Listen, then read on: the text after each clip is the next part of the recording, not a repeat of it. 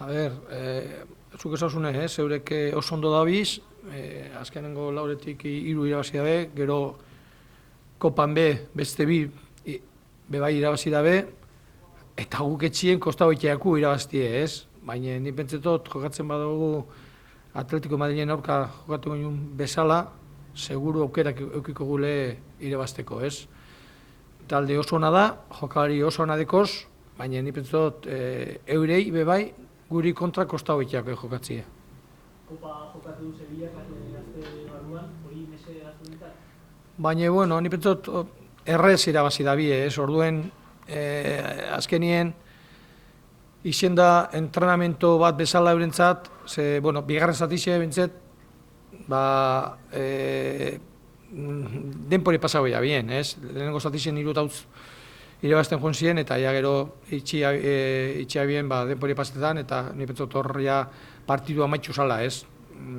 Eurek hartua bien partidu eta eliminatoxe, ba, titularrekin, danak jokatu bien, baina ja hirugarren gola sartu abinien, ja geratu inzien, ez? Eta horregatik esatot, eurentzat etorrikoakon ondo, entrenamentu hon ba bezala eia bien.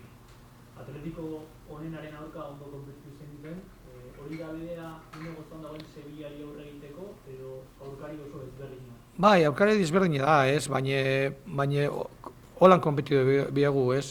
Gero gize da, ba, Atletico Madrilen aurka galdu genuen apurtxoa gure erruen gauzakin, ez? Ez, eure jokalari oso nadie, igual partio guztien ez totu egiten ezebez, baina gero jugada baten, agertzen da baten bat, eta aukerak ukiten badabe gola sartzen dabe.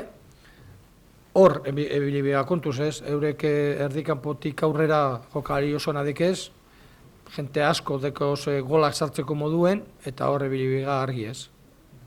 Etxetik kanpo jokatutako azken 5 partietan, Sevillak 4 garaipen eta berdinketa lortu ditu, 3-0 bat irabazita. Golei errenta handia ateratzen dion taldea dela uste duzu?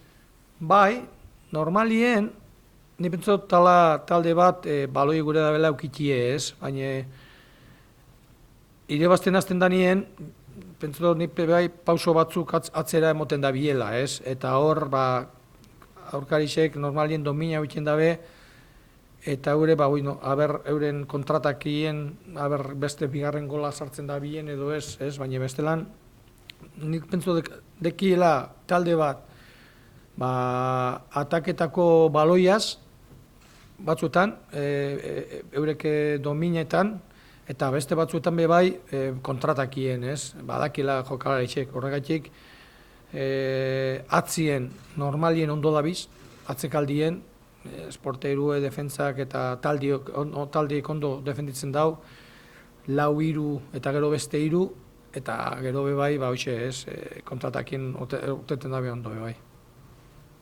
Aurten fijoan irabazi zenieten, biharkoak zer ikusia izan izakez?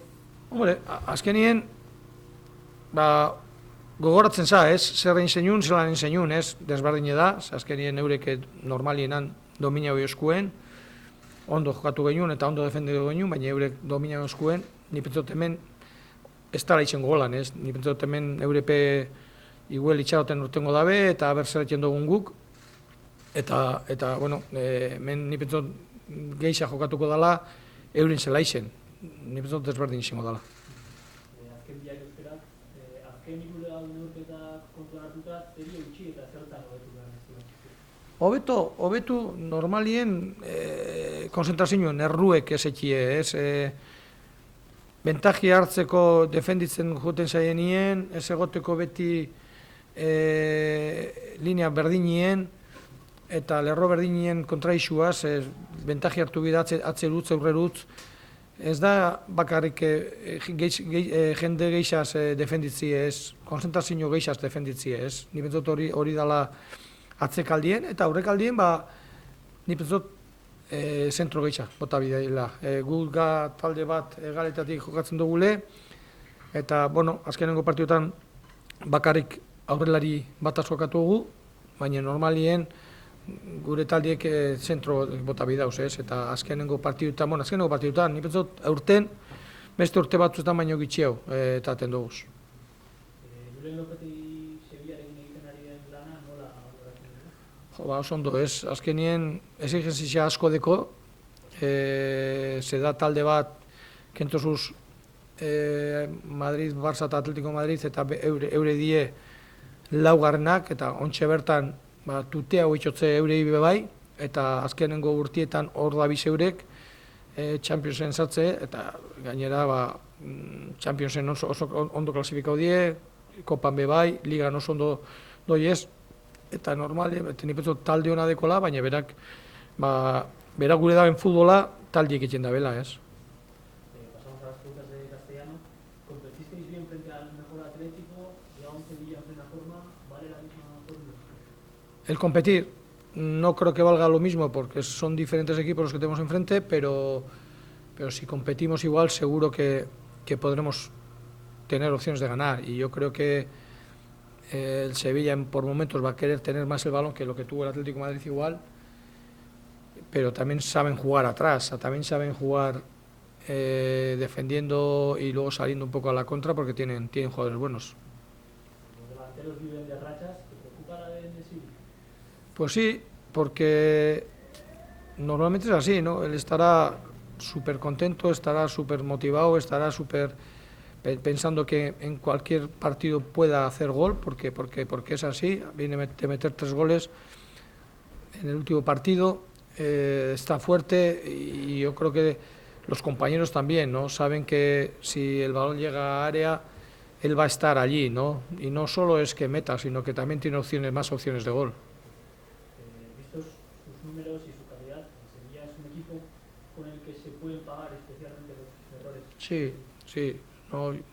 Miras los 3 que están jugando arriba, Ocampos, Suso y En-Nesyri, luego los 2 interiores, Rakitic y Joan, luego pues las bandas, pues no sé, yo creo que Navas no llega, ¿no? Que es el que suele llegar y suele sacar muchos centros, pero tienen jugadores de diversidad de posibilidades de poder jugar, ¿no? Y de poder hacer gol.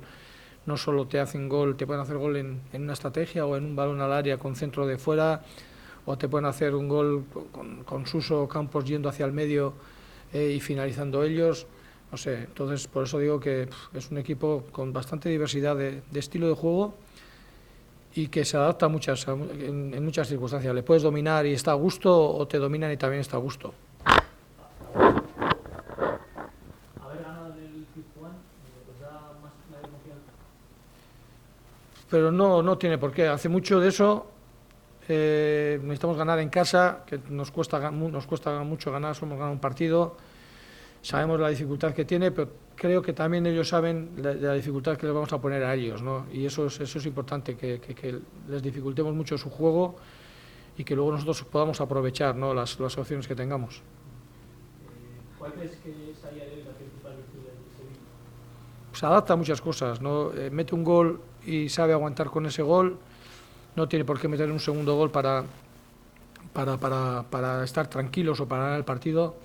Se meten unos pasos por detrás cuando van con ventaja en el marcador y saben estar, ¿no? Y eso es un valor añadido a clubs que tienen buenos futbolistas y a clubs que saben atacar, ¿no? Que luego también en un momento determinado saben defender, y yo creo que en ese sentido el Sevilla es fuerte. ¿Qué opinión te merece el trabajo de Lopetegui? Pues ya se ve, ¿no? Han renovado creo que hasta 3 años más, creo que han sido. Es un equipo súper exigente, un club súper exigente, porque los últimos años, entre ganando UEFA Leagues, quedando para la Champions los últimos años siempre entre los 4 primeros, está tratando de colarse entre los 3 primeros, ¿no? Atlético de Madrid, Barcelona, que son casi intocables, pues ellos quieren entrar en ese grupo, y yo creo que ahora mismo el trabajo, pues el club lo ha dicho, ¿no? En la renovación, pues están encantados con él, porque yo creo que se ve mucho de lo que él quiere cuando le ves jugar al Sevilla. ¿Por dónde se le puede hacer daño a un equipo de tanto nivel? A ver, en un primer lugar yo creo que tenemos que aprovechar las opciones que tengamos, y así todo ver, porque ellos también van a tener sus opciones. Tenemos que competir a muerte de tú a tú, no podemos sentirnos inferiores, para nada.